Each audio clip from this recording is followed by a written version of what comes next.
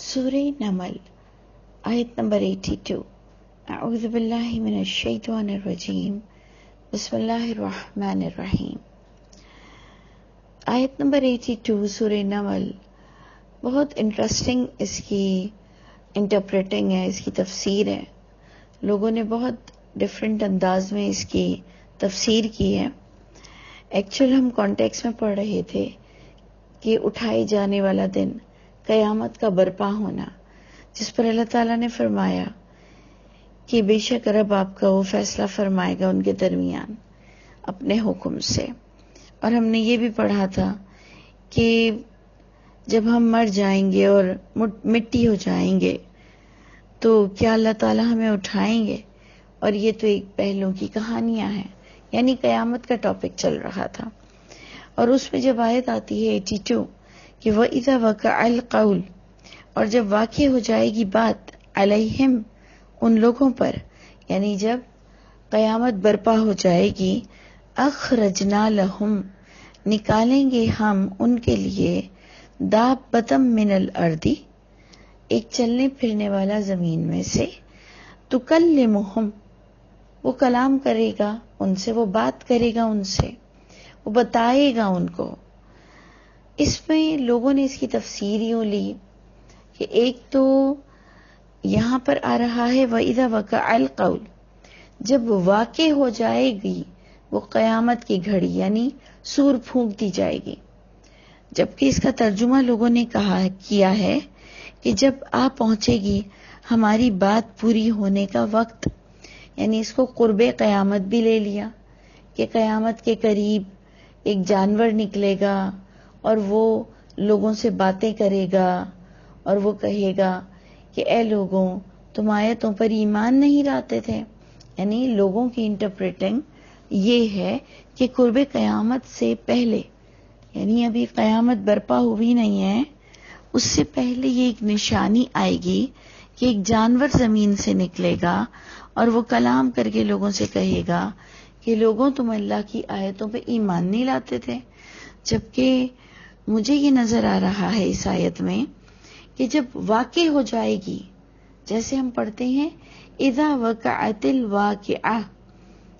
سورہ واقعہ میں آپ پڑھتے ہیں کہ جب واقع ہو جائے گی، واقع ہونے والی، یعنی ہو جائے گی قیامت، ہو جانے والی۔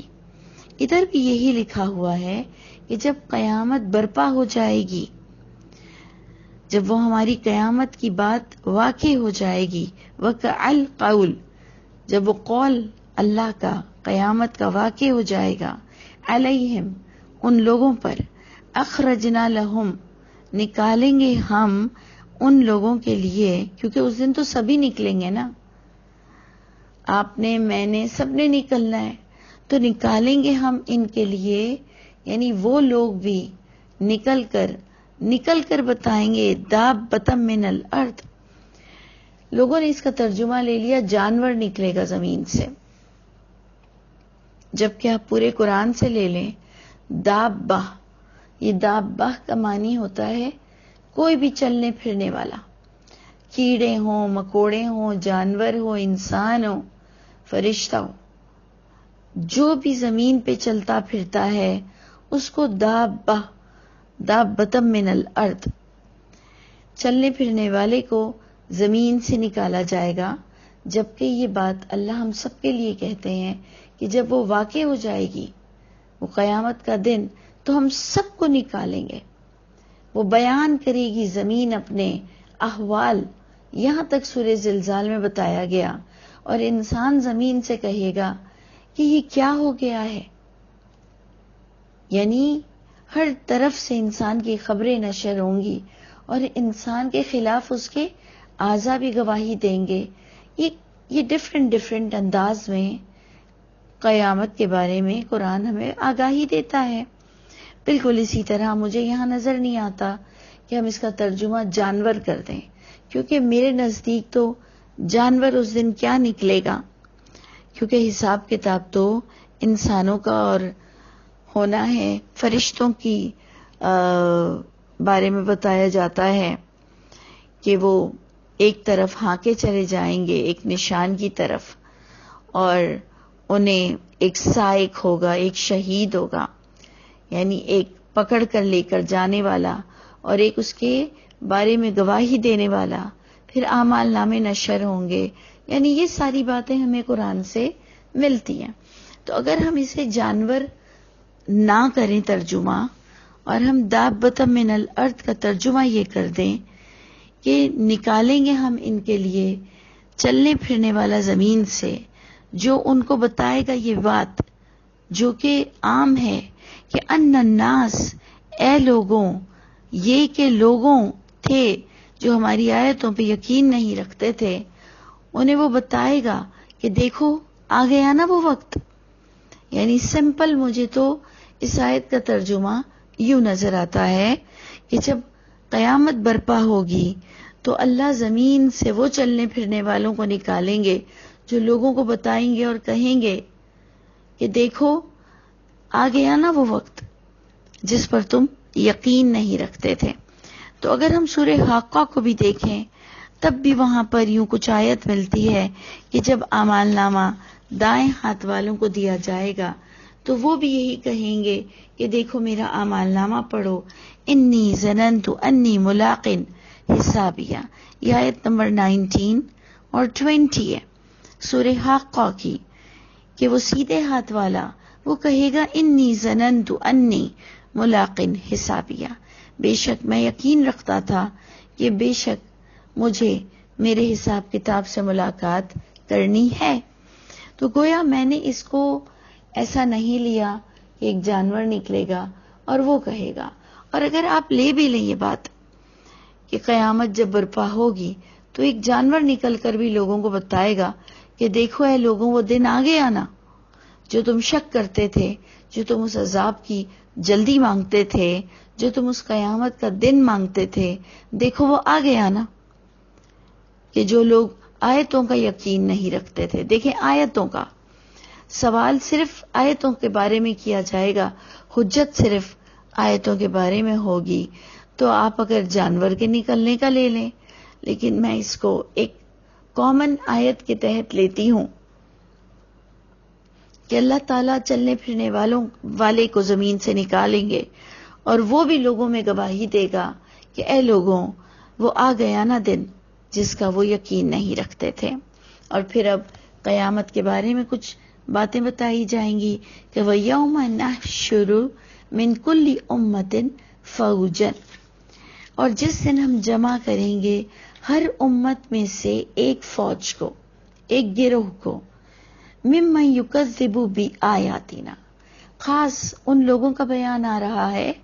جو یکذب بآیاتنا، جو جھٹلاتے تھے ہماری آیتوں کو، جبکہ نیک لوگوں کو بھی نکالا جائے گا اور برے لوگوں کو بھی نکالا جائے گا. لیکن یہاں پر خاص ان لوگوں کی طرف اشارہ ہو رہا ہے کہ اللہ فرما رہے جس دن ہم جمع کریں گے، جب قیامت برپا ہوگی تو ہر امت میں سے ایک گروہ ان لوگوں کا نکلے گا جو برے لوگ تھے، جو ہماری آیتوں کو جھٹلاتے تھے. یہاں پر بھی آپ دیکھیں حجت صرف آیتوں کی آ رہی ہے. کسی کی 6 کتاب اور 4 کتابوں کے بارے میں نہیں پوچھا جائے گا جن کتابوں پر آج سنی اور شیعہ آپس میں لڑتے رہتے ہیں. وہ کہتا ہے میری 6 کتاب درست ہے، وہ کہتا ہے میری 4 کتاب درست ہے. اللہ بار بار ہمیں آیتوں کی طرف متوجہ کر رہے ہیں کہ آیتوں سے ہی سوال ہوگا، آیتوں کو ہی سامنے رکھا جائے گا، وہی ان کے امام کی حیثیت سے پیش ہوں گی. تو اللہ تعالیٰ خاص فرما رہے ہیں ہر امت میں سے ایک ایسی فوج، ایک ایسے گروہ کو نکالا جائے گا جو برے لوگ ہوں گے. فہم یوزعون، پھر ان برے لوگوں کی بھی درجہ بندی ہوگی، یعنی اسٹیٹس وائز کتنا برا کوئی ہے، کتنا بڑا قاتل ہے، کتنا بڑا گناہگار ہے، کتنا بڑا مجرم ہے، ان کی باقاعدہ اسٹیٹس وائز صف بندی کی جائے گی. یہاں تک حتی اذا جاؤ، یہاں تک کہ جب تمام امت میں سے تمام برے لوگوں کو نکال لیا جائے گا اور پھر اللہ تعالیٰ فرمائیں گے اکذبتم بآیاتی. دیکھیں پھر یہاں پر وہی آیتوں کا ہی سوال ہوگا، اکذبتم بآیاتی، جب تمام برے لوگوں کو نکال لیا جائے گا تو اللہ تعالیٰ ان سے یہ سوال کریں گے تم نے میری آیتیں جھٹلائی تھی.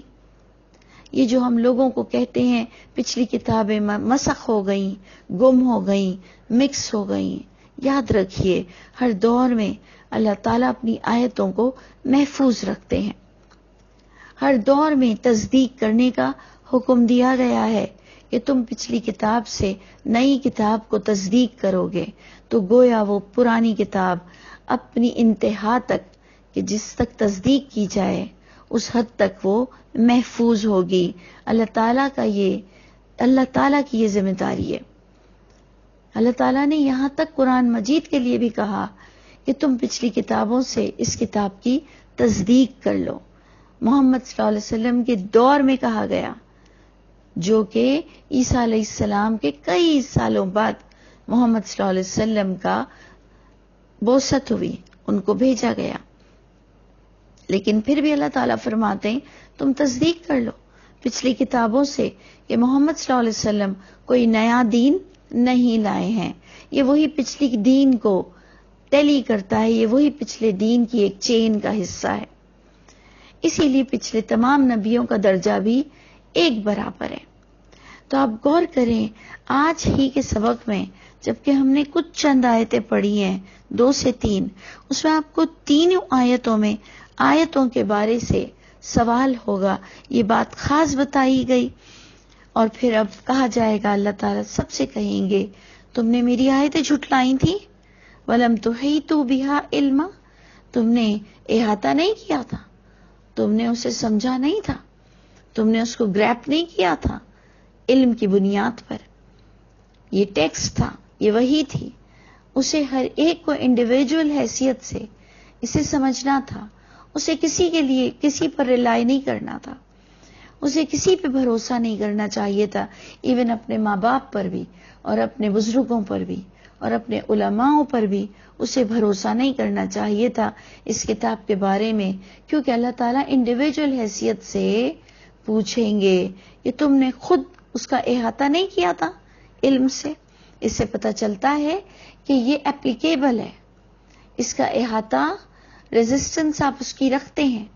اتنا علم اور اتنی سماعت بصارت دل آپ کو دی گئی ہے. ایکچولی یہ آیت اتنی امپورٹنٹ ہے ہر لحاظ سے، وہ دابۃ من الارض کے بھی لحاظ سے بہت امپورٹنٹ ہے،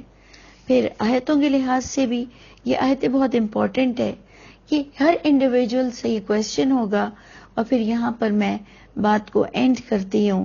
کہ اللہ فرمائیں گے اما ذا کنتم تعملون،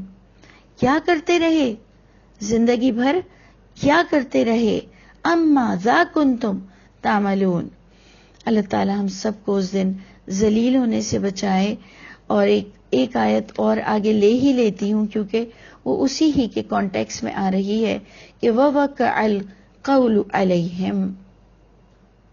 اور واقع ہو جائے گی بات ان پر. اب ایک اور بات بھی کیا واقع ہو جائے گی اسی دن ان پر، بیما ظلموا، ان کے شرک اور ان کے ظلم کی وجہ سے، فہم لا ینطقون، کہ جب واقع ہو جائے گی وہ اللہ کی پوری حجت، وہ قیامت، تو وہ دن ہوگا فہم لا ینطقون، کہ جنہوں نے جرم کیا ہوگا وہ کوئی حجت پیش نہیں کر سکیں گے اور وہ بات تک نہیں کر سکیں گے. تو اللہ تعالی ہم سب کے حامی و ناصر ہو، قیامت کے دن ہم سب کو ذلیل ہونے سے بچا لے. اور اللہ تعالیٰ نے ابھی ہمیں جتنی زندگی دی ہے تو ہم آیتوں پہ غور و فکر کریں. اللہ تعالیٰ ہم سب کے حامی و ناصر ہوں.